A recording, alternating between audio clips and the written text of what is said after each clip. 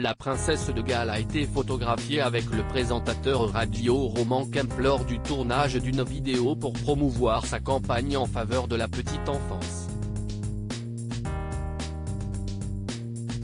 C'est sur Twitter que le cliché pris au mois de janvier a été dévoilé ce jeudi 2 février par une spécialiste de la famille royale du Daily Mail.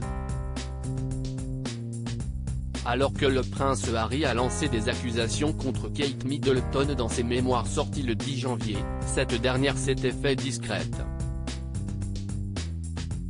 En réalité, elle travaillait sur son initiative, Shaping Us. Celle-ci est consacrée à l'éducation et au développement des jeunes enfants, l'œuvre de sa vie comme l'avait indiqué la mère de George, Charlotte et Louis.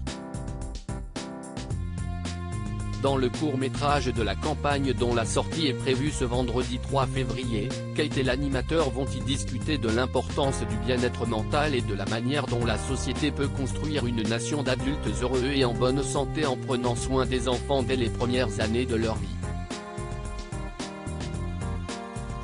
Un bien-être mental qui est à l'opposé de ce qu'ont vécu Kate Middleton et le prince William au moment de la sortie du livre du prince Harry. Un appel à la réconciliation? En effet, si le suppléant, le livre du prince Harry, parle beaucoup de santé mentale, il est aussi marqué par de nombreux reproches et accusations envers le prince de Galles et sa femme, mais aussi envers le roi Charles III.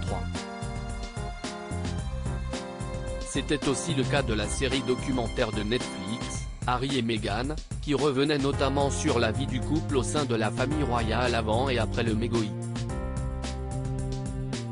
Kate Middleton a toujours œuvré pour la santé mentale, mais lancé son initiative quelques semaines après ce documentaire et ce livre pourrait être un appel à son beau-frère et sa belle-sœur. Plutôt que de remuer de vieilles histoires, faire la paix et passer à autre chose pour le bien-être mental de tout le monde, serait en effet plus en adéquation avec tout ce que le duc et la duchesse prônent depuis des mois. À moins qu'elle continue à vivre sans se soucier d'eux, en adoptant, comme son mari et son beau-père, la devise de la reine Elisabeth II, « Never complain, never explain », ne jamais se plaindre, ne jamais se justifier. Article écrit en collaboration avec 6 Media Credit Photo, Backgrid UK.